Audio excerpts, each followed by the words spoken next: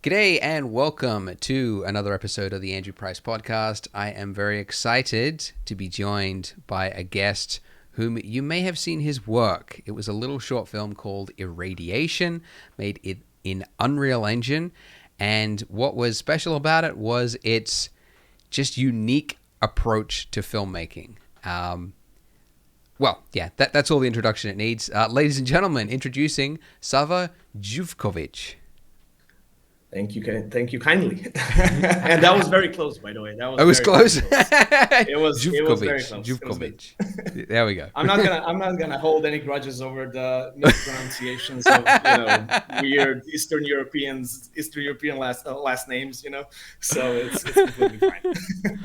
Well, why don't we start there? Where are you based? Where are you from? I'm from Belgrade in Serbia. I've been born here. I've lived here all my life. I kind of traveled around a little bit for work, but I've mostly worked remotely and kind of been based in Belgrade since I can remember. So wow. Yeah. So you're born and raised in Belgrade? Yes. Yeah. Got it. Now, Can we start this podcast with a super noob question? I got to ask this. Is Serbia part of Russia? It's a separate country. It's not.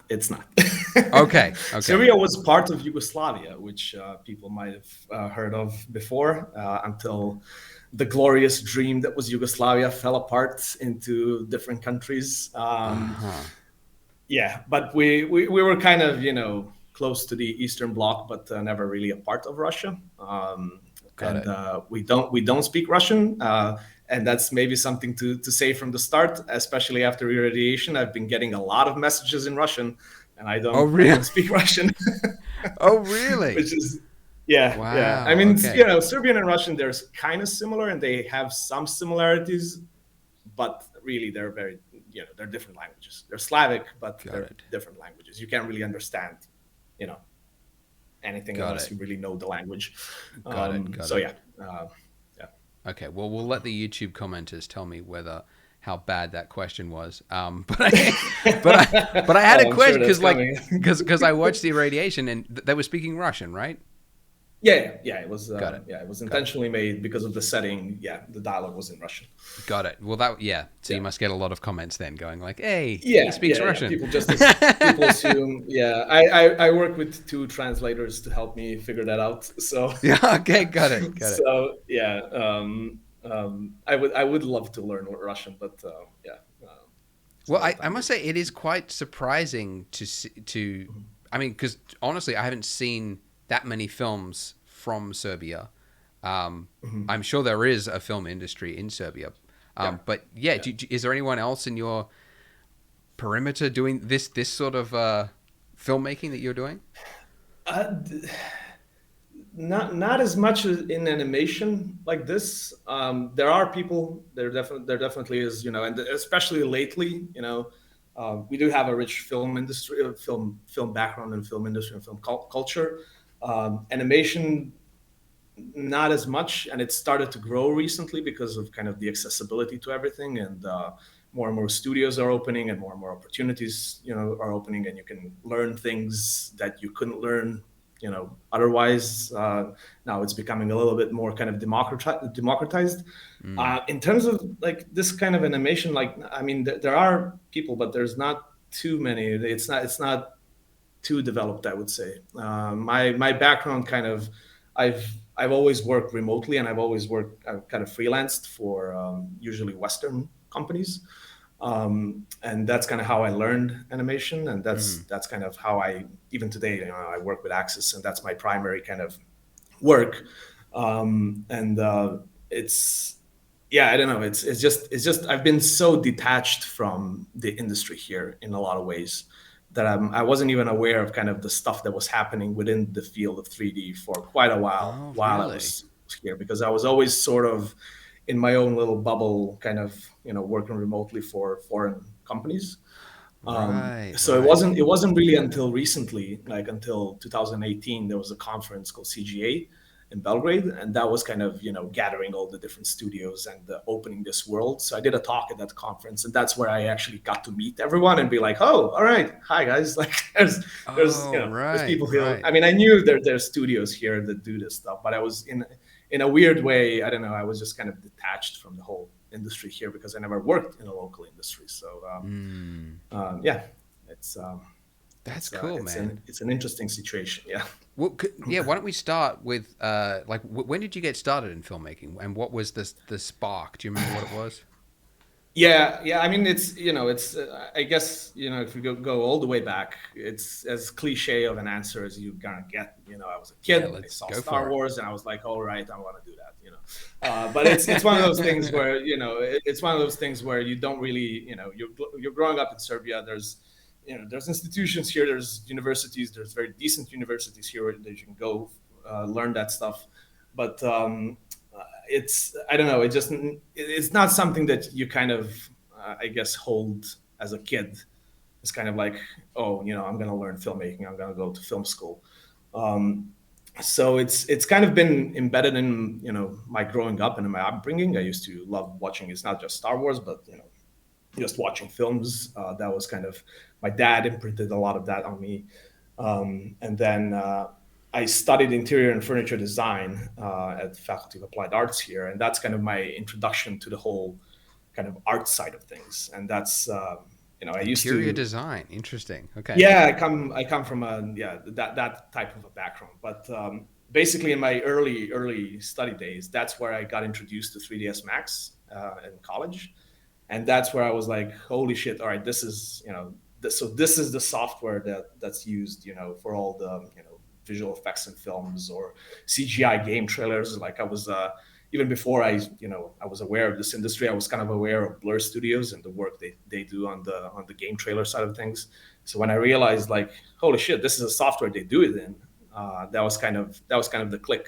That was like, all right, I can probably learn animation and then learn filmmaking through animation on my own terms without having to go to film school, because it's not even like the question of having to go to film school. I think it's at the time film school was just kind of out of reach for me for whatever mysterious reason. I don't know. It just never occurred to me that I can kind of apply for that and make that my job. Right. Whereas Right. interior design was even that, to be honest, like that was I'm one of it's a very opposite situation. Like when I was a kid, I used to play tennis a lot, and I had this grandeur, like delusions of grandeur, to become a tennis player or to become like a tennis coach at least.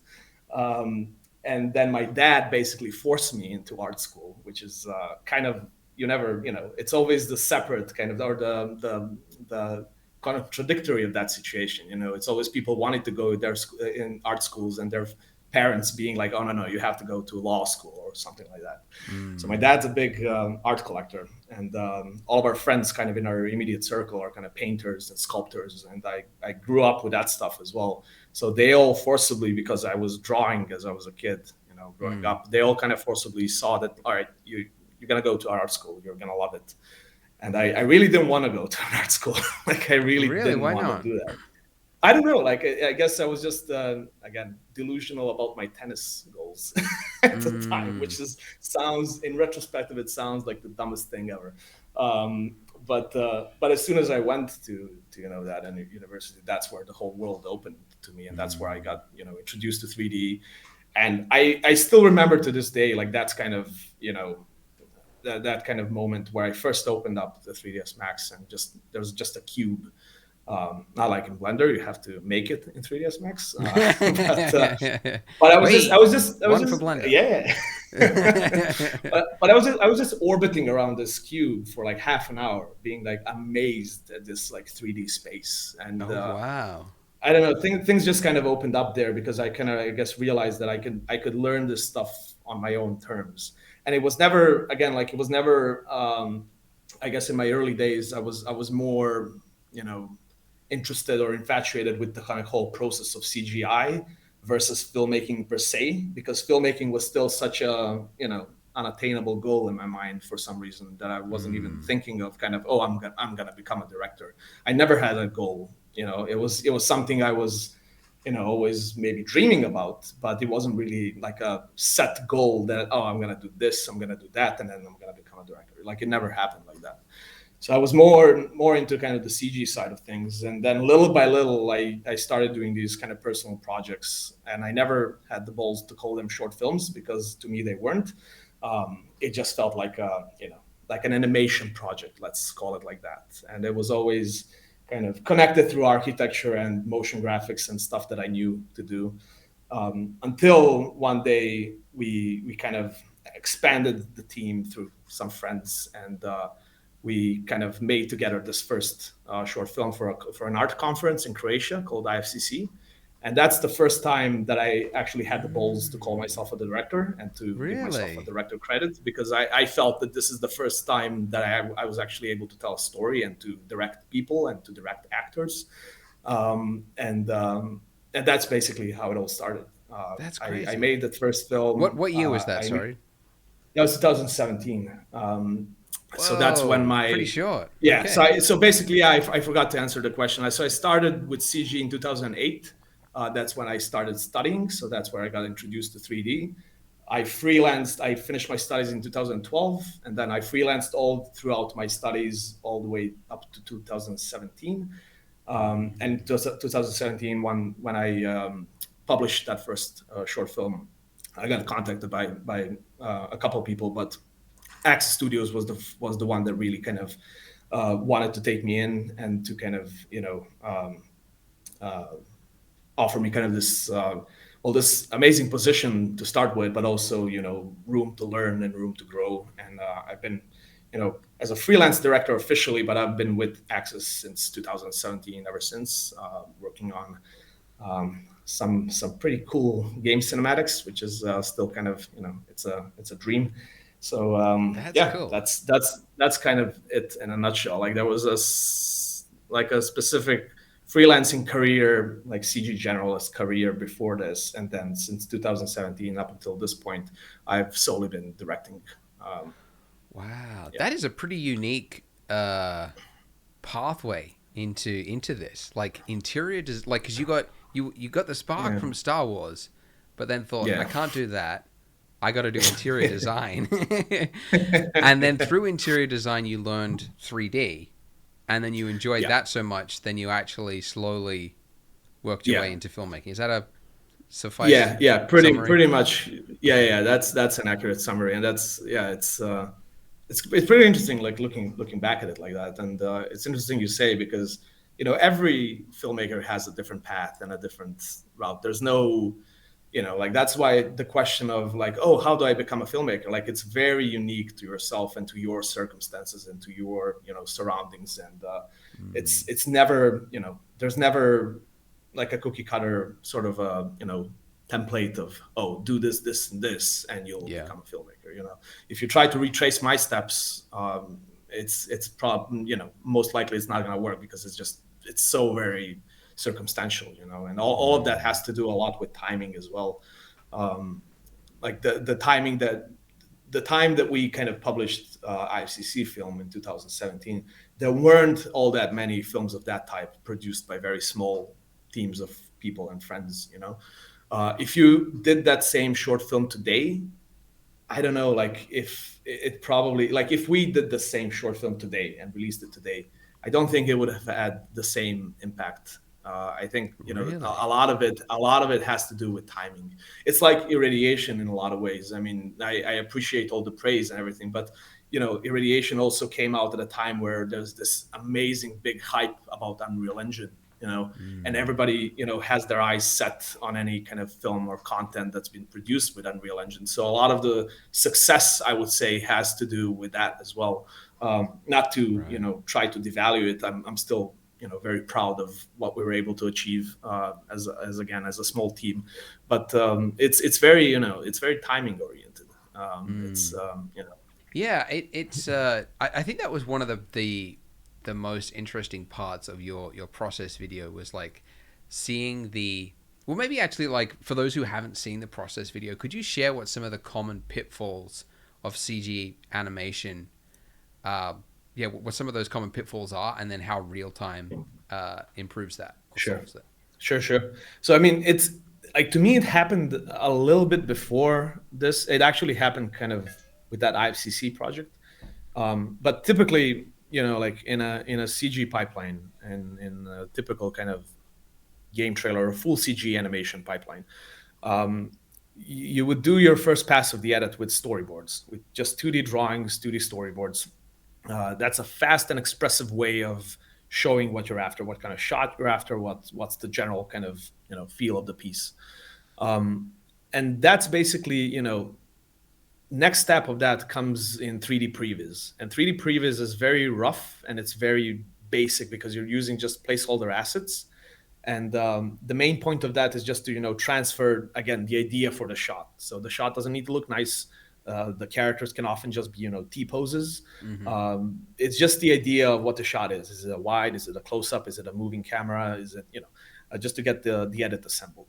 Mm-hmm. And because those two stages are so early on, where you don't have assets, you don't have lighting, you don't have anything, you just have placeholder stuff. Yeah. It's a little bit lackluster because basically that's your filmmaking part, right? That's where you're making the decisions for shots, you're making the decisions for performances, you're making the compositional decisions, you're making the editing choices. The edit will be refined when you have performances, of course, but that's the main construction of the edit, and the structure of everything is getting decided very early on in that previs/storyboard process. And what's kind of what was frustrating for me, I guess, so far is that you're really missing out on the lighting side of it. Like lighting is such a huge, crucial aspect of cinematography that you're basically, you're completely missing out on it by just working within previs, because you're not composing your shots to light. You're just composing them to geometric shapes. To Right. you can put your character in a whatever, like a rule of thirds spot, and you can frame your shot nicely in terms of geometry, but you're missing out on the lighting and shadows, and those are huge impacts on how a shot looks. And that's the biggest, one of the most important parts of cinematography is just lighting to, or composing your shots to light. Yeah. And then in CG, you would spend months and months making everything and building all of the assets until you actually get to a lighting stage. But when you get to the lighting stage, you're locked. You can't move the camera, you can't move the characters, animations are locked, cameras are locked, everything is locked, environments are locked. So all you can do is you can mold the lighting to your already existing shot. You can't move around. We never get a point where you make everything and then you move around with your camera, like with an interactive viewport. That doesn't happen in production, because you Right. just like the creative has to be signed off months ago. So now you're just producing, you're in shot production. And you never get time to just explore. Now that you have built all these amazing worlds, like maybe you'll see something. Maybe you'll find, like, oh man, that wall looks amazing. Like, what happens if we put the character against that wall and shine a red light on it, and like that can create an interesting composition that will accentuate the character's state of mind, or whatever it is. Like it's the happy accident side of things that you get for free, sort of in live action. When you get with the actors on set, you still have to, in live action they do a lot of storyboarding and previs as well, but there's this happy accident part of live action where you can see something and you just go for it, like, oh, that looks interesting, we have some time, let's do another setup and shoot this, or shoot this way. Or maybe, oh shit, we got to a location, the weather changed, that ruined our plans, but look at this, like, this looks interesting. The Right. Right. unpredictability of Right. live action is what provides for that kind of reactionary element to filmmaking, where you'll see something that you would never have planned for because it just happened on the day. That Right. maybe the actor themselves were in a mood that you weren't planning for, and maybe they'll bring something like that. So there's this wonderful reactionary process that happens in live action that's completely missed out in animation, I think, because in animation, again, everything has to be very planned. Everything Yeah, has to be that's very true. carefully planned and pre-planned. And after a while of doing that, like that's where I really started to become tired of it. So I was Yeah. always on a hunt of kind of how I can bring that feeling back. How I can kind of have that, a little bit of that reactionary element. Um, and it basically started, like my CG background allowed me to do my previses. Like, I always do my previs. That's the stuff that I like most, because that's my kind of, even for work at Axis, I like to do my own previs, because that's my hands on the project, my hands on the cameras, my kind of ownership a little bit, if you will. Mm-hmm. And I was always kind of trying to refine that. So in 3ds Max, you don't have EV, of course. They have new stuff now that's kind of similar to EV, but not really. But you can make your viewports look nicer than just a typical grayscale viewport. But Sorry, it's which software are we talking about? 3ds Max, yeah. Oh, okay, So got it, got it. yeah, so in 3ds Max, you can make your viewports look a little bit nicer, but it's all nowhere near as nice as actual lighting. Mm. Um, so I was trying to for years I was trying to make it look as cinematic as possible. So cinematic, just have some lighting information so I can actually frame shots to lighting. Yeah. And then miraculously Blender came out with the 2.8 one. So I'm not really a power user of Blender, but I think it's absolutely the best software for previs because of Eevee. And I Mm. think it's even better than Unreal in a lot of respects because we can get into that later. But basically, Blender is a typical 3D software, so you can, if you need, you can quickly rig something or model something. And for previs, that's key. Like you need to be fast. And with Unreal, Mm. Unreal is fast, but there's a lot of waiting to get to the fast part. Right, So right. with Blender, that was kind of the key kind of stepping stone where I used it for a couple of previses for a couple of projects, and that completely changed the game for me because I could actually compose shots to lighting with Eevee, just in viewport, and be reactive to what the light is doing, and find interesting compositions that you would never find before. Mm. um, and that was kind of what instigated the whole process for me. And I was always Mm. aware of Unreal and Unreal's power, but I just never had the balls to jump in because it's such a different piece of software altogether. Mm-hmm. And then finally, with this project I did, and it's an absolute game changer in every way possible because with Eevee you get real time performance when you're moving the cameras, but when Unreal, you get absolute true real time, even when everything in the scene is moving, with 10 people moving around, with effects and whatnot, and then complex animations. Everything is completely real time, and you can just walk around with your camera, find shots. You can spend days just Yeah, walking yeah, yeah. around and finding interesting shots and reacting to things. And that's where you get a little bit of that reactionary thing from kind of live action that I was talking about. Is if you recorded the takes as we did for Irradiation, if you record the takes in a single go, so like each scene is just one long take where all the action happens in that single take, you can just walk around and find different angles, find different actions, find some things that you didn't even notice while you were shooting it. Like somebody did something interesting with the reaction of the hand or a shake of the head or something that looks interesting from this angle that you never thought of before. So that Yeah, just right. enables you to be so much more reactive and so much more creative in the process. Nothing's really pre-planned anymore. It's kind of it's just fun. It's just absolutely fun to work on because in typical animation, and I'll shut up after this one. I know I'm giving long answers, That's good. but in typical animation pipeline, like that's what I kind of call like walking the timeline. Is you're constantly like walking that timeline in your editor. So you have your timeline with your storyboards. All right, that's done. So now you have to remake that timeline from scratch in your previs. So okay, that's done. So that's the second time you walk the timeline. So now you have to create the timeline the third time with animation, with raw animation. And then you have to create the timeline the fourth time with cleaned up animation. And then you have to create the timeline the fifth time with renders, and then multiple passes of renders.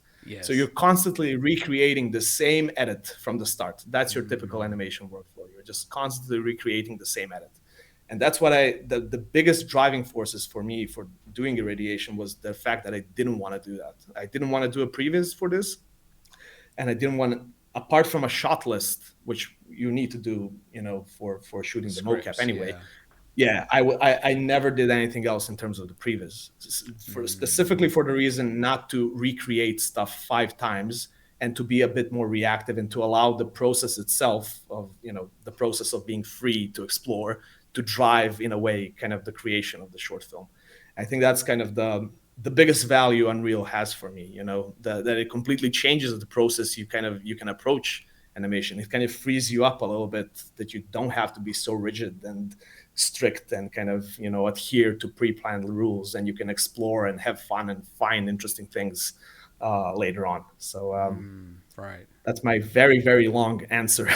No, it's really cool. I mean, um, that was something that I there was a shot in your process video where you were sort of, yeah, you were explaining how you can place the camera anywhere, and you had this one of the guy in the hazmat suit, and he was just sort of like acting, and he's like talking, and you're just sort of like pulling the camera around, and you're pulling out to the entire environment, and you're changing the light, and it was like, wow, this is like it's gone from like CG animation could be this kind of like stilted poor man's version of live action, and it can yeah. kind of get cool when you've got ILM or multi-million-dollar studios to throw at it, to now Mhm. potentially being better than live action because you can do things Yeah. that you can't do in live action, like have the Yeah. recording the act. What do you the what would The you call it? take. Yeah. The Yeah. Yeah. take. Yeah. That's the word. Sorry. Yeah. Yes, you could have the Yeah. take, and it's recorded, and you could get it from any angle.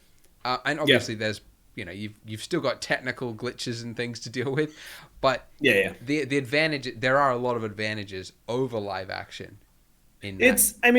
I think it's animation always had that advantage. Like, you can still do that same process with an offline render engine. It's just going to be not as interactive and not as fun. So I think Yes. the main Yes. thing that happened with Unreal here is just that it allowed that process to be, anyone can have that process. Anyone, Unreal is Mm. free if you have enough, if you have resources to get a mocap session, Mm. or just a mocap suit. You can do this on your own kind of average gaming computer. You don't Right. Right. need. Right. That was the thing. Like, that was before, it was just reserved for big studios, and now, from independent filmmakers to just individuals, everyone can do that. That's the big shift. And in a lot of ways, that's the. I mean, animation always had. Like, the typical animation that I'm drawn to is not really utilizing the advantages of animation per se, because animation as a medium, really, like, it kind of, it's best kind of used as, like, if you saw like Alberto Mielo's, like, The Witness in Love, Death and Robots. That's the best kind of use case of animation, where you have a bit of Mm. everything. You have the filmmaking, the photography, the illustration. You have, like, when things aren't so photorealistic, because the more photorealistic things are, I'm kind of in the line of thinking of, well, why don't you just shoot a live action film then? Yeah, tell me about the So motion, because that was something that sort of like stood out with Irradiation, was like in your breakdown video, the process video, yeah. on your Vimeo. Uh, yeah, you had this like full stage with like actors in mocap suits, and it was like, wow, this is Yeah. like really high budget. And you said that it was, yeah, just like friends of yours that let you use the mocap Yeah, stage. pretty much. Yeah. That's pretty cool. um, How yeah. I mean, expensive would it be if you had to pay for it? Just curious. um, it's so the shoot day is not that expensive. Okay. I think it's, I mean, relatively speaking, like, it's, I think shooting, and don't hold me to this, because I don't know this off the top of my head, but it comes down to, I think it's 1.5K per actor, in terms of per, like, how many actors you have on stage, not like their daily rate, but how many people are you going to be tracking on stage. So 1.5K Uh, per person that you're tracking. Then you have to pay the actor fees, and then, is like, that that's the per shoot. day? Per day. Yeah, per day. Whoa, damn. So then, and then you have to pay the actor fees, but really the price comes down to the cleanup and the tracking and the solving. So once you've shot Ah, everything, you get the raw data, the raw solves, which are kind of real time, and you see them, and they work pretty well. Like, for some shots, we use those, but they can be jittery, they can be, not precise. You've yeah, seen plenty of kind of rococo stuff, where, like, feet will go through the floor and stuff like that, where it's not really so precise. yeah, So yeah. that's kind of the live solve. And when you do an actual solve, an actual kind of keyframe animation work on top of that, that's what actually will set you, you know, back the most, because that's charged by the second. Right. So if you charge by the second, if you have a 9-minute short film, You charge by the second Ah, times three because you have three characters, or times 10 because you have 10 characters. That's when it stacks up. wow. So, And that's so is yeah, that so is that that cleanup stage that happens after the shoot? after, that And is happens like, this yeah. and is it animators you're hiring to do the cleanup? It's the same studio. So Ah, the okay. studio I work with, Take One, they are the motion capture and animation studio. Ah, They do a lot of work for games, actually, for mm, actual in-game, animation. So like most of the stuff in Witcher 3, they helped a lot with Witcher, a lot with wow. Battlefield and stuff like that. Didn't know They're a that. small Okay. studio, but they're really, really good. They've been around for a while. But it's basically, like the typical pipeline of how you work there is, you get your live souls, which you get immediately at the end of the day. You can see your live characters walking. You can see them in that video, basically, like through the Yeah. camera.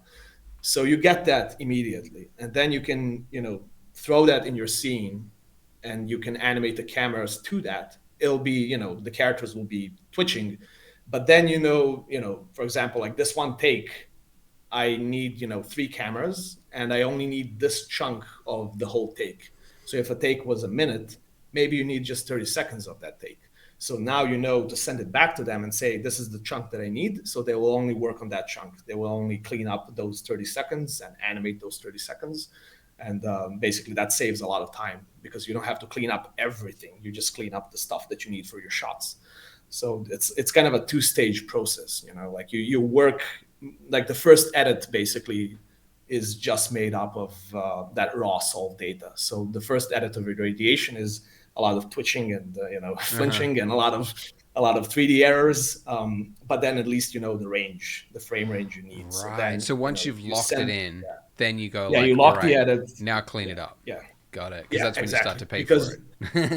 yeah. Because if you don't, you can do that. You can ask for more, and just if you want to have that flexibility. But like live solves usually get you all the way there. Like they're very good lately. Got it. Got it. So yeah.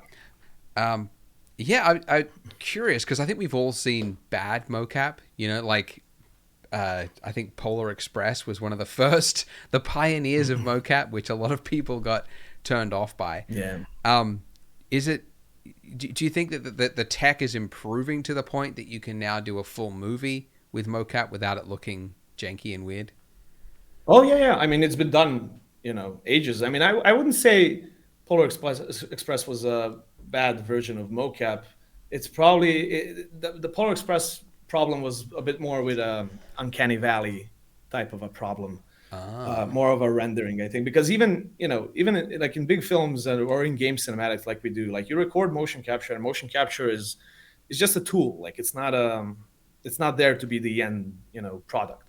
Um, a lot of the times, even when you're doing realistic um, projects, you still need to do a lot of cleanup or a lot of keyframe animation on top of that.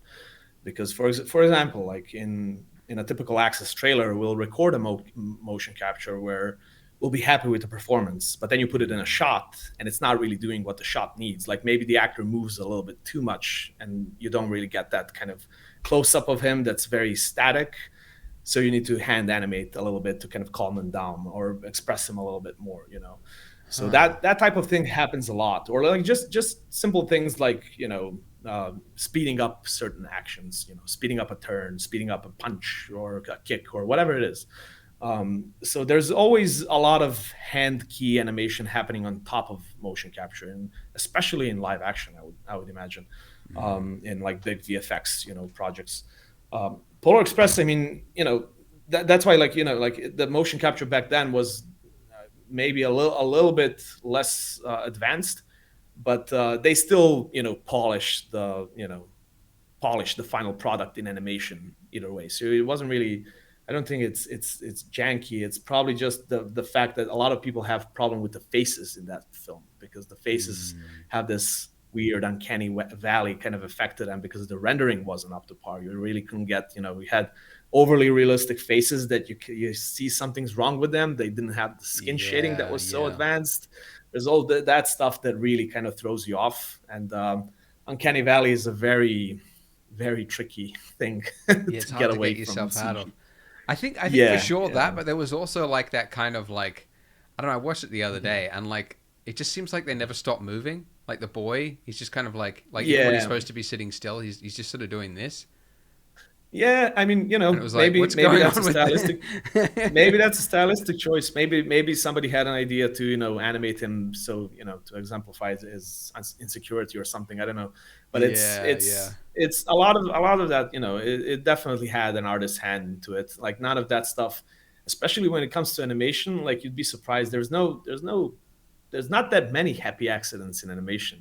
Everything has to be pre-planned, and Huh. you review a shot, you see it 50 times a day. It's just one shot. So Yeah, there's yeah. nothing really escapes. Everything is very done with intention. Yeah, um yeah.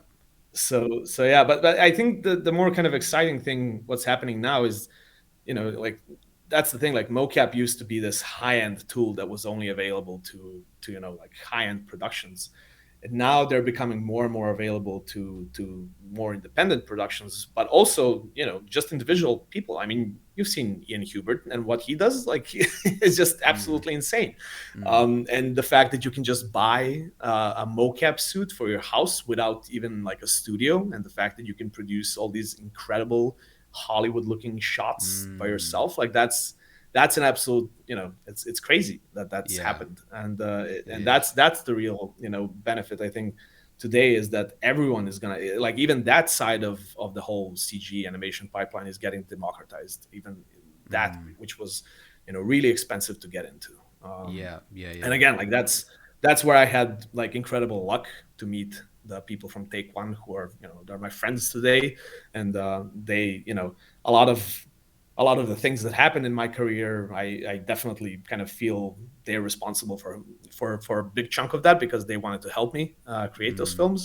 So that's also, one kind of lucky break that not too many people get. mm. You know, like really, like when I remember back in 2008 when I started, one of my first renders I've done was like 13 hours for just this interior image. And Yeah. it's like, very very crappy looking, like old school renders. Everything's reflective and stuff like that. And now you have like a free software with a single GPU that can do, you can do realistic real-time rendering inside, and it's Yes. it's just Yes. absolutely amazing. Yeah. So you can really, learn this stuff on your own pace now more than ever.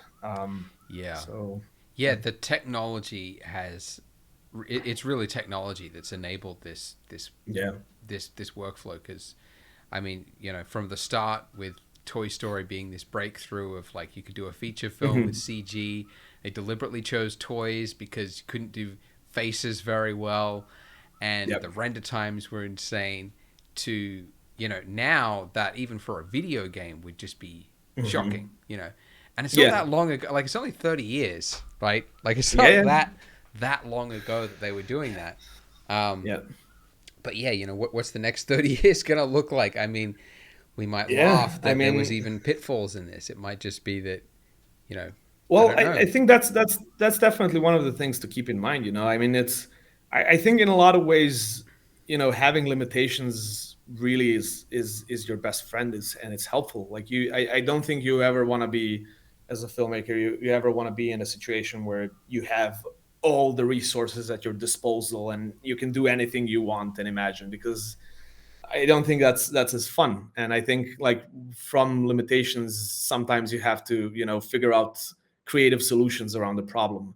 And those creative solutions around the problem might end up as something that defines the film and defines the whole experience.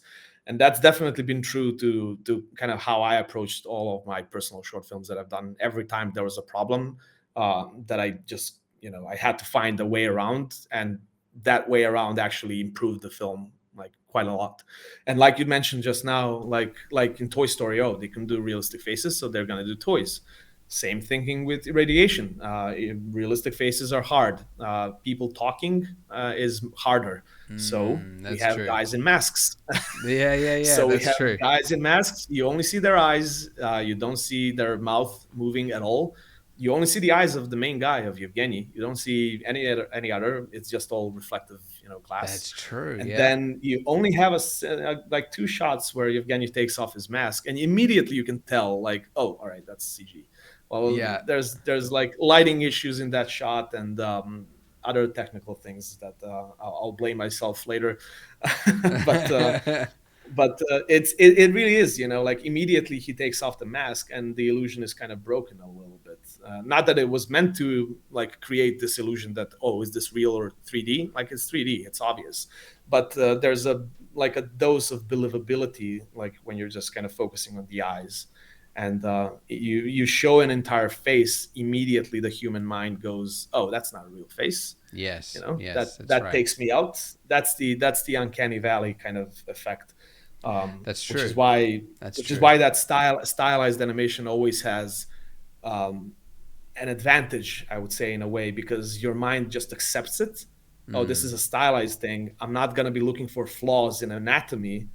I'm just going to accept this as a Yes. stylized animation. So you're Yeah. focusing on the story more, and you're no longer trying to, like figure out, are all the pixels in the right places. Yes, Um, that's true. That's true. so that's Yeah, that's it that's another, yeah, yeah, I yeah. definitely I think it's something that a lot of artists learn pretty early on, that like the more Mhm. realistic you go, the more that adds up immediately. Yeah, It's like on an exponential scale. It's yeah, yeah, like a log scale. It's like you want realism. It's like, okay, like 1 degree extra of realism means you also have to do that 1 degree of everything, and not just for exactly. the characters, or you have to do it for the textures, you have to do it for the lights, you have to do it for the animation. Everything now Exactly. has to be extra. So Hmm.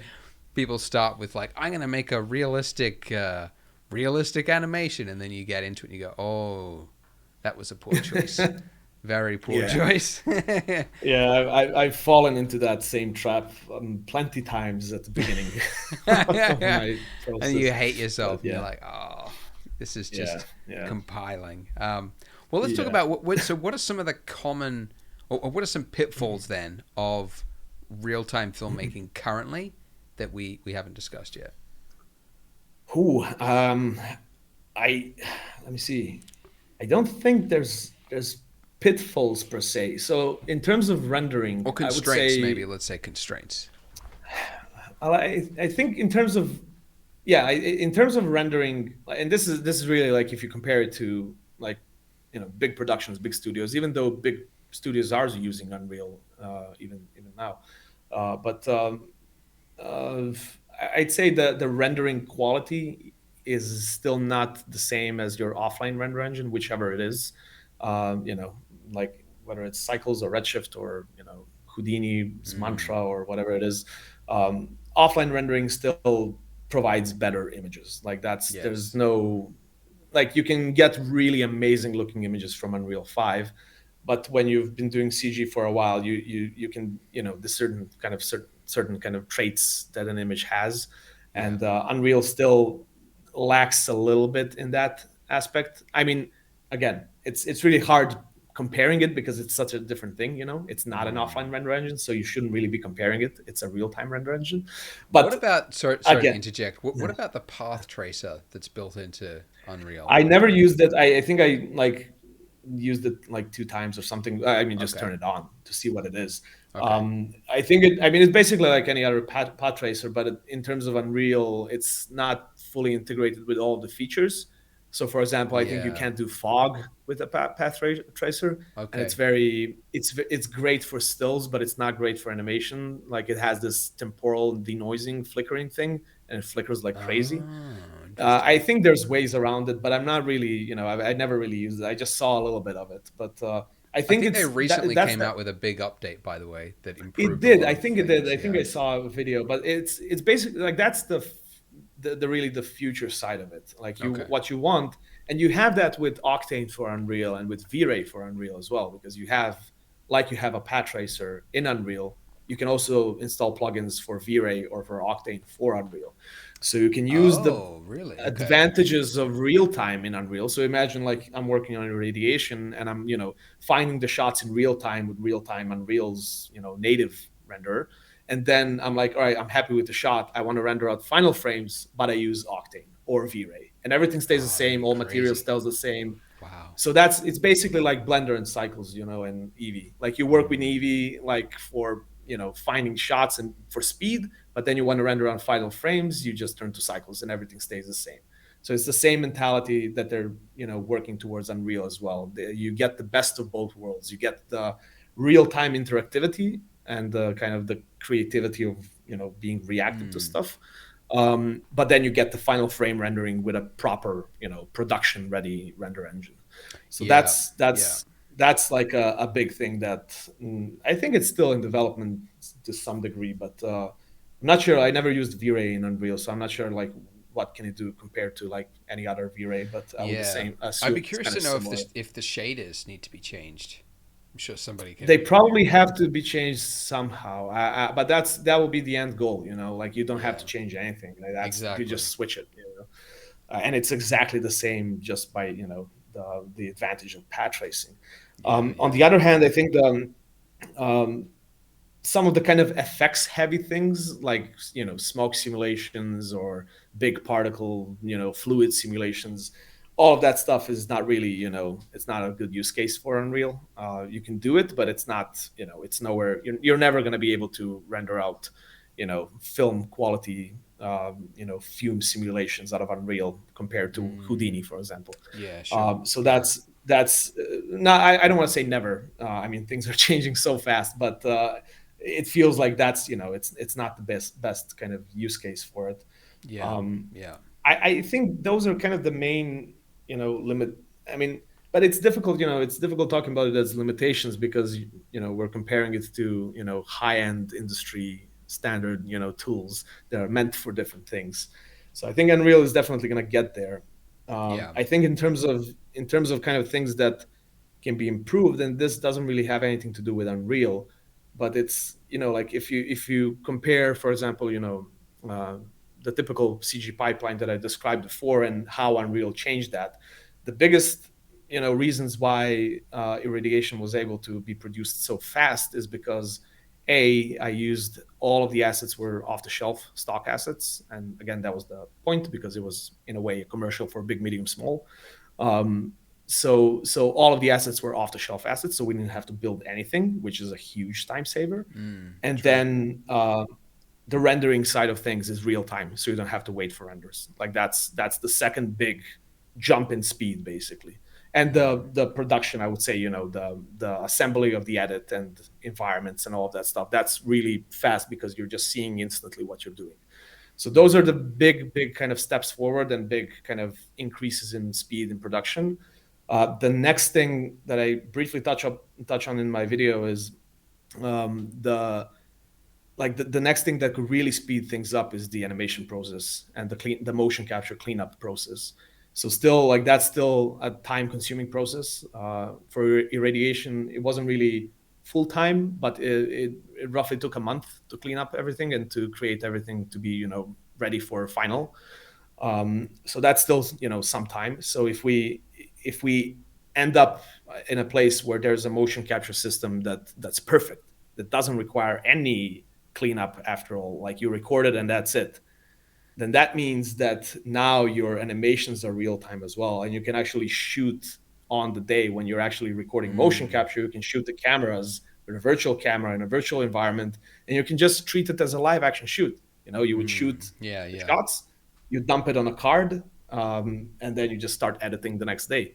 And that's the kind of the next step as I see it, and specifically in CG, animation. Yeah, yeah. Um, Yeah, it'll so definitely get yeah. there. Like you could see it with every iteration, every suit, Oh yeah, yeah. every new version that Rococo, whatever that's the name of it, Yeah, right? yeah, They come out with. yeah. I mean, even with now the all of the AI assisted stuff, like we've seen plenty Yeah, of those AI solutions that are basically just creating motion capture off of a video. Just that feed as it video well. input. Yeah, Yeah, and then yeah. imagine if you cross that with an actual motion capture setup, so you have a setup that gives you a correct positioning in 3D space for tracking, but Yep. then you let the AI do all the painstaking cleanup work, and then you kind of get sort of I don't know. I don't know if it's as easy. I don't know nothing about AI, Yeah, yeah. We'll just pretend AI but will yeah. solve everything. We'll pretend that it will solve all of our hardest tasks and all of the Yes, exactly. technical tasks, That's and right. leave all the fun to us. But, Get to it, nerds. um, Whoosh. I don't know. Um, yeah. yeah, that I mean for sure. It's really interesting. Like the that the that there's the real time engines and then there's the offline renders, and Yeah. for the longest time they've always been separate. There's always just been there's the real time crowd and they're doing stuff there, and then there's the offline crowd and they're doing their own thing, and they're slowly converging, right? Because Hmm. obviously you've Hmm. got Unreal Engine and they're improving and getting it to this photorealistic standard, but also the offline renders now with AI optics Hmm. denoising that NVIDIA's produced and open one for Intel. Hmm. They're now, especially with like a 3090, if you've got that in like viewport mode in Yeah. cycles, I mean it's real time. It's real Yeah. time basically. And with the, I mean, even within, I imagine like next couple of cards, next gen cards, like the 30, the Hmm. 40 or the 50, whatever that will be. I Yeah. mean, it's going to be pretty much on par, I would imagine, with real time. And then you'll have, real time as well. So I can see probably in the next 5 to 10 years, probably even 5 years, Hmm. no longer thinking of the difference between them. Like I think Yeah. Unreal will be compared directly with Max and Blender in terms of what they can I do and think. what you're Yeah. using them for. I think so. Yeah, I mean, it's definitely going that direction. I didn't, when we get there, when we get to that point, like that's the experience I had with Unreal now, which I forgot to mention, which is, um, like with this experience compared to every other experience I've had of making an animated short. This actually felt like I was actually shooting a film. Like every other Yeah, experience right, felt right. like I was pushing buttons and being Yeah, technical about it. yeah, But this actually had like that creative flair of actually shooting. So that's when that happens to every piece of software, I mean that would be that would be absolutely free for all. And it's that's why I think it's so important, like when back in the day, like the ability to create a realistic render or like a nice composition or a nice design, uh, that was kind of the thing that set you apart. But now everybody can do the same thing. So uh-huh, now really, it's the basics of filmmaking or design or photography. Like that's what's gonna yes, set your work apart, where everybody's gonna yes, have the advantage of real time rendering that immediately gives you photorealistic results. Yeah, you're not even gonna have to think about it. Like there's yeah, just everything just works, and you have the same resources, the same 3D assets, the same textures. Everything's free for everyone. That's where the competition is going to rise up, and everyone's going to have the same abilities. But that's where your kind of fundamentals and your ideas and story and your style, basically, that's really what kind of will separate you from the rest. And that's the absolutely. stuff that I always kind of say is that's the stuff that really matters, and that really, I think, with all this kind of um, like abundance of resources everywhere, and especially like the real time or the kind of the immediacy of everything these days, people are expecting results so fast, Mm, that they forget that like building your actual style and your voice, that's the stuff that still takes years. Like that's not going to be able you're not going to be able to speed that up with a yeah, 4090 or yeah, with anything yeah. else. That's Like just right. That's right. that's the like that's the like the art side of it is still like takes years to properly develop. So that would Yeah, be like one of my biggest advice to people starting out is like it's all of this technical stuff comes and goes, and it improves all the time. But yeah, I just wouldn't rush it. I would just focus on creating your art basically, and um, yeah, all the technical bits will fall into place. yeah. Um, and I yeah, think. the thing is, Yeah, go on. yeah. Sorry, go ahead. I was gonna say. I think anyone who's been using 3D for any length of Yeah. time knows just how like drastically less technical it is today to get started. Oh yeah, yeah, Like yeah. even like take one aspect like shaders, right? Hmm. To create a realistic shader, you used to have to understand uh, how to mix, diffuse with the gloss and use the Fresnel to drive it so that it appears on the back side versus this side. And then when it's more rough, you had to like decrease Yeah. the impact, and you had to know all this, and you could drive it, and you could create calculated Hmm. with like nodes. And I remember like creating my own setup that did this, and it was so technical. But when I did it, that had like I kind of had an advantage over other artists if I was Yeah. competing with them, let's Yeah. say, because I could make a Yeah. photorealistic image, and they would go, "How do you do that?"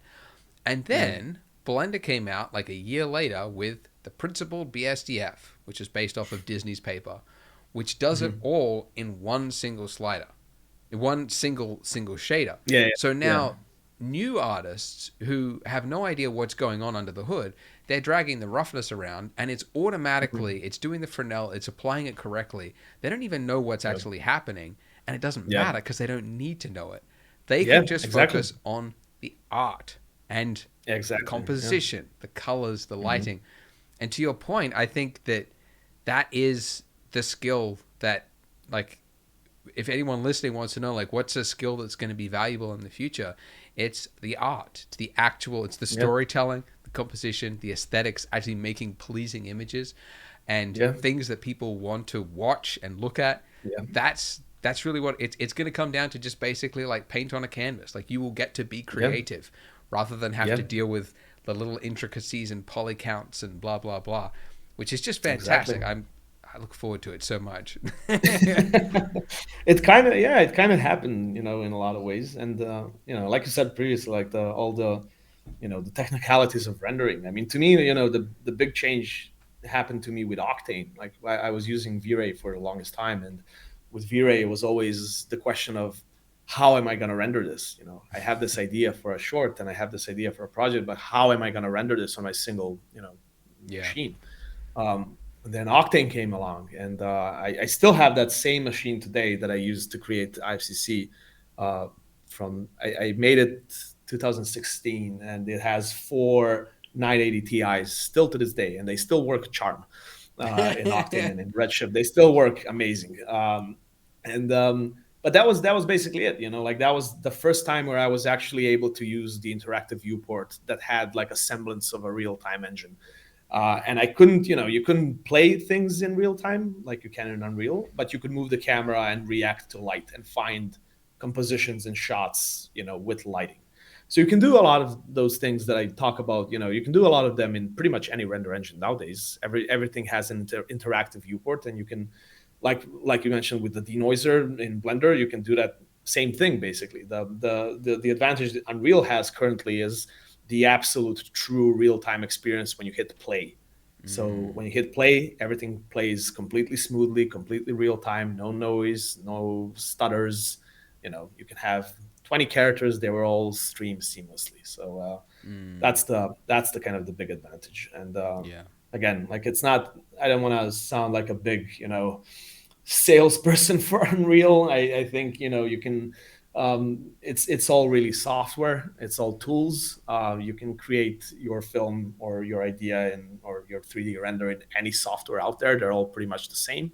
It more it comes down to an idea more than kind of the intricacies of different software. So if I made Irradiation in a traditional way without Unreal, it might have looked a little bit different, but at the core, the story would still be the same. And Mm. I'm sure most of the shots would still be the same because I wrote them down on a paper before I ever started shooting. Uh-huh. So it's Yeah. kind of it's yeah, it's just focus on your ideas, I guess, more. Yeah. So So yeah, because that yeah. was going to be one of my questions: is what advice would you have for aspiring filmmakers today? I think I kind of I kind of went over it. Yeah, you did. Uh, Yeah. But I kind was of there, went if there over was it a anything little else bit. that came to mind? The one that I said already is kind of the patient side of it. Like, you really need to be patient with it, because I had kind of this questions always kind of pops up, mostly on Instagram, because that's where I'm mostly at. But it's always like, what advice do you have? Like, I'm trying to do this, I'm trying to do that, and it's always, I guess, like, people kind of tend to go for the most complicated thing immediately. Mm. Like, if you've never made a film before, animated or live action, whichever way, your first one needs to be really simple. Mm. It can't be this massive undertaking, and it's very easy to get carried away, like especially, Blender is free, Blender is accessible, there's so many tutorials out there. People see Ian Hubert and they see his 1 minute videos and they're like, oh, I can do this. What they don't see is Ian Hubert has 20 or how many years of experience behind doing that Mm. stuff. So that's the thing that people don't tend to see, is like, oh, this is free, it looks easy, right? But it takes years to properly develop that. So it's always, in order to create like films, filmmaking is really, it's a team sport. There's been, solo filmmakers, and specifically in the animation world, there's been solo directors and solo filmmakers who make everything by themselves. Again, aforementioned Ian Hubert, like the pinnacle of Uh-huh. independence. But like there's been people who have pulled that off. But really, filmmaking is a team sport, and you're only as strong as your team. Mm. Directing is not about you doing every single part of the job. It's you, conveying the vision to the team and driving the team to, um, execute that vision exactly how you imagined it. I think I would almost say, because I've done both. I've done stuff all on my own, and I've done stuff with the help of a team. I would also say that, almost say that, like actual true directing is when you're working with teams of people. Because if you're just working by yourself, that's easy, because if you know how to do it, you just sit down and do it. But if you have to explain other people how to do it, that's kind of, that's the art of it. That's the kind Mm. of the whole gist of directing, is you have to direct teams and be able to convey your vision to them in order to execute it. And like being a team sport, building teams and finding collaborators and finding people who are willing to work with you, like that doesn't happen overnight. Like that, to me, that was a process as long as, 9 years, or maybe Mm. maybe my math is missing me, but yeah, something around that, 8 years before I was in a situation where I can, I had friends basically. I mean, team is maybe a little bit pretentious. It's all my friends that we kind of, we're passionate about this stuff. We wanted to work together on this stuff, and finally there were circumstances that allowed us to do this. But even if you have friends who are passionate about that stuff, nobody's just gonna jump on a project like that for you. Like, you kind of have to, in a way, uh, get them on board, or prove that this is the stuff that you're going to finish. How many people start a short film project every single day, and how many of them actually finish it? Mm. Yeah. One is because it's probably a little bit too ambitious, and two is because they're relying on things that they cannot do by themselves. So they're, Oh, for asking for sure. all these favors, and people aren't delivering because of other commitments. So my advice for starting is always start with something that's very, very simple, and that's something that's you 100% know that you can do just by yourself, that you don't need any Mm. help with. You can Yeah, that's create, you, important. you have an idea, and you can create and execute it all by yourself. Yeah. And that's that way, you know that it's all in your hands. And And then that for the means, by next the way, one, dialing yeah, back your vision by 1,000 yeah, times. dialing back You your want to vision a have thousand characters times, and running through that's a realistic world, break it down go. to like blobs on a screen, and you've got one Exactly, bouncing over yeah. the other like a frog. That's all you can do. Yeah, yeah. I mean, it literally is. I mean, and that comes back to what I talked about before. Is, you have to find creative solutions to your problems. So Yes. if you have an idea for a short that really needs a crowd, then really needs this crowd scene, and there's no way you're gonna do a crowd, maybe you just do one character running in slow motion, and you add the sound of crowd in post and in sound, Right.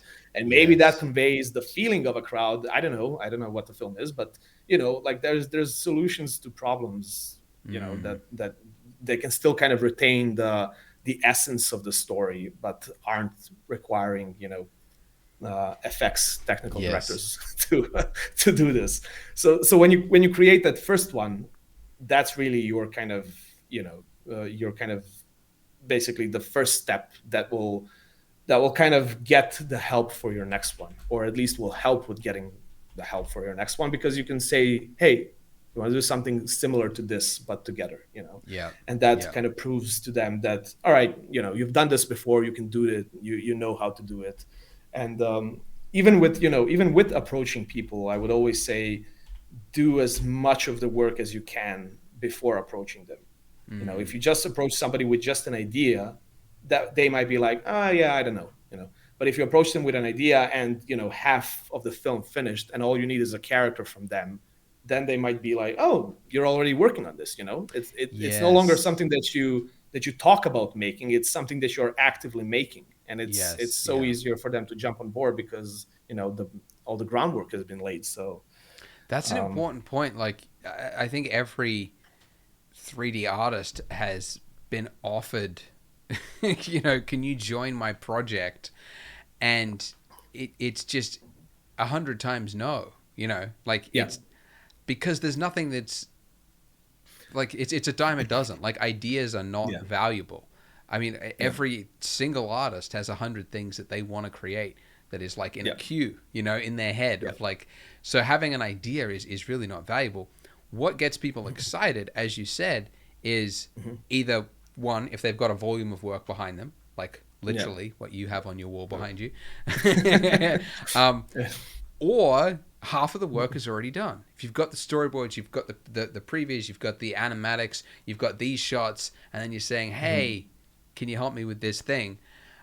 Mhm. That is a lot more enticing than like, I've got this great idea, me and a few friends are going to make it. It's like, nah, Yeah, yeah, I yeah, know how yeah, this ends. I've seen, yeah, 999 out of 1,000 of them will never finish. So what's the point? yeah, yeah, um, exactly. I mean, and I mean, that's a real, like that, all of those offers online. I think like that's, cold emailing somebody and expecting them to help you. I mean, that's rarely ever gonna, yeah, happen unless there's some sort of mutual respect and some sort of a desire to work on something yeah, together. that's right. Like I can only testify to my experience, which has been just with friends and with people who I know and with people who I've spent years of my life with, talking about doing this stuff and getting excited about this, and then finally we were able to do it, so it was kind of easier to go into. And then Mm, even every other collaboration that I had after that was with people that I met on conferences, on people that, hey, I know your work, hey, I know your work, and then there's this kind of mutual, that's cool. respect kind of happening, that we want to work on something together. So that's always easier Mm, than just I think finding people online for a collaboration, that can always, it can happen, but it's just cold emailing and just approaching it as a business when it's a personal project. I've had that mm, happen a lot of times, but it's like like, oh, we're doing this and that, and there's this whole kind of Excel spreadsheet of everyone's responsibilities and stuff, and they're kind of approaching it as a very business oriented kind of proposal and production, but it's a personal project with no money behind it, so yeah, it's yeah, like, yeah. That's right. That's right. what's the That's right. And like, that falls nobody in apart their very right mind. quickly when like Yeah, people have got yeah, other commitments and then like, oh, this yeah, person's job was modeling, he hasn't finished it. Why not? Well, it's like, well, what are you going to do? Like crack the whip? You've got no he's working yeah, for free. So then the whole yeah, project just loses steam and it dies. yeah, But yeah. yeah, as you said, like it gets easier once you've got that volume, once you've got like when you're starting out, you have to do it all yourself. And also Yeah. I think it's valuable to learn the entire process rather than like, Mm-hmm. if you're a modeler and Mm-hmm. and then you've got another friend who does texturing and then you're trying to find another person who does Mm-hmm. animation, like if you don't understand what problems they will be encountering with the work that you're Mm-hmm. creating, you're just going to exacerbate the time frame and the issues, and so you'll never be really, I don't know, you'll never be employable for one because you need to know the full process. So yeah, even though you really want to do that crazy advanced animation when you just gotten started, you can't. Yeah. You got to go to the basics to do the entire process yourself. And once you've Yeah. done that a few times, then you'll be able to Mm-hmm. get other people involved to help. But you got to do it all Exactly. yourself at the start. Exactly. Yeah. It informs every step of the process, and you learn a lot from that first experience of doing everything yourself. You learn all aspects of it, even if some of them are very basic to your knowledge. Like you still learn a lot from the process. So then later on, when the time comes for bigger things, you at least know the basics of it, and you at least know the procedures that go into that, so you can feedback adequately, and you understand the making of it. So Yeah. yeah, um, guess that Switching would up be the gears, biggest advice. switching up gears a little bit. I've always been curious. It where is the money in short films? Is there a There's no yeah? money, man. I've Okay. never made a dime from a single short film I've ever done. Really? Uh, Wow. Not even ad no, revenue well, on well, YouTube. I guess you could get some from that. so yeah, you can get ad revenue from you. I mean, no. So there's I've never made money from my short films because probably because I'm stupid and I never planned to make ad revenue from, or not ad revenue. I never planned to make money from my short films in a direct sense. Okay. Yeah. The way I do it, I mean, all of my short films are references for my work, so that gets me new work and at Axis or anywhere else as a freelance director. Right. So you're So using it that's kind of like a portfolio to yeah, get yeah. So yeah, that get gets, so jobs. you're Okay. not really, you're making money, as a reference from that, but it's not really, the short film that generates the money. There's No. ways of doing it. There's in a CGI production, there's ways of making money from short films. You can, um, you can stream it online at specific platforms that do streaming. It's like, I don't know, low budget Netflix, let's call them like that. There's plenty of platforms online that will, if the film is successful, they will offer you like a streaming, what do they call it? Uh, Basically, they'll want to include your short film in a selection of films that are streamed at a platform, and you'll get some revenue from that. Hmm. If you have a YouTube, you can use that to get ad revenue. I don't have YouTube. I never kind of planned on making my kind of YouTube business out of it, because I make these short films once every year, maybe. So that's not Hmm. a very algorithm pleasing way Yeah. of Yeah. kind of Yep. publishing Yep. videos. So for me, it's just not for me. The platform is just not my favorite in terms of filmmaking platforms. You can sell 3D assets that you've made for your film. You can make tutorials. You can sell posters. There's ways you can kind of make money from it, but I think it's never really gonna recuperate all of the costs. It's never really gonna it's the making the film is always gonna cost way more than you're ever gonna earn from it. Um, For sure. Yeah. again, I don't want to sound like this is not always the case. There's people who have gone above and beyond. Again, you go back to Ian Hubert and his Patreon. That's the way he monetizes his work. Or like Siama Peterson, I hope I pronounced that name right, but the guy who made Astartes, the Warhammer fan film on YouTube, that was I a haven't seen giant that. hit. Okay. Yeah, oh yeah, yeah, you got to check it out, What? man. How do you Like spell it? it's Astartes. So it's AST. Oh shit, I can't spell for it. Oh shit. Let me write it down and read it for you. Astartes. I think I found it. Yep. Astartes. Got it. Astartes. That's Astartes. exactly what it is. Yes. Okay. So that's I'll that's an link to this in the incredible show notes if people want to check it out. that's an incredible example. Like that's a single guy who made that whole thing largely by himself. I think he had some help here or there, but everything like animation was all keyframe, everything rendering, modeling wise, effects wise, it was all by Wow. himself. And it's one of the best CGI shorts that I've ever seen. It's like Wow. five individual episodes, and it's absolutely incredible. What did he The use sound to? work. How was he able to render this? Was this Unreal Engine 2? No, that was Redshift in 3ds Max. Um, Redshift? Redshift, yeah, yeah, yeah. This one Redshift is episode's amazing. 13 minutes long. No, no, no. That's all five together. Somebody did Oh, them. okay. Got it, got it, Yeah, got it. That's all five. somebody did like supercut. Compilation. Yeah. Redshift is amazing, man. I use Redshift. Redshift is my primary offline render for 2 years now. It's Yeah. absolutely incredible. It's super fast. But anyway, like he as well. He monetized his work through Patreon as well, and that really allowed him to kind of do this full time, which is an incredible position to be into.